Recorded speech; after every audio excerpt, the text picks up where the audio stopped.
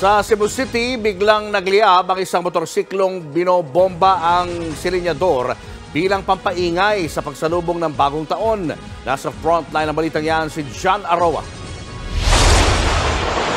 Ilang minuto bago salubungin ng bagong taon, binobomba ng lalaking ito ang kanyang motorsiklo bilang pag-iingay sa pagsalubong sa 2024. Nang biglang nagliyab ang motorsiklo. Sa gulat at takot, napakaripas ng takbo ang lalaki. Kanya-kanya ring sibat ang mga tao sa covered court sa Sambagdo, Cebu City. Buti na lang daw at agad naapula ang apoy. Lalo't malapit lang sa residential area ang lugar kung nasaan ang motorsiklo. Sa tindi ng apoy, namuti ang motor habang natutuklap na ang ilang bahagi nito. Base sa investigasyon, si Gundamano at kinumpuni lang ang nasunog ng motorsiklo. Tinanggal pangaraw ang muffler ng motorsiklo para mas maingay ang tunog nito sa bagong taon.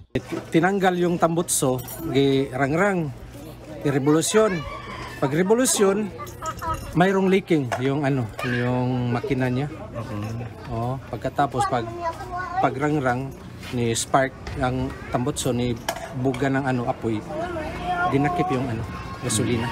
Ayon sa mga bumbero, delikado ang ginawa ng lalaki. Maraming posibilidad. Maybe may leak yung sa hose, yung gasoline or whatever na nakapag contribute sa paglaki ng apoy. Dahil wala namang nadisgrasya, nasunog na ari-arian, wala nang isinampang reklamo laban sa may-ari ng motorsiklo. Nagbabalita mula sa frontline, John Aroa, News 5. Mga kapatid, Julius Babaw po. Huwag maging huli at maging una sa lahat ng balitaan. Para sa tuloy-tuloy na talakayan sa frontline, mag-follow at mag-subscribe sa social media pages ng News 5.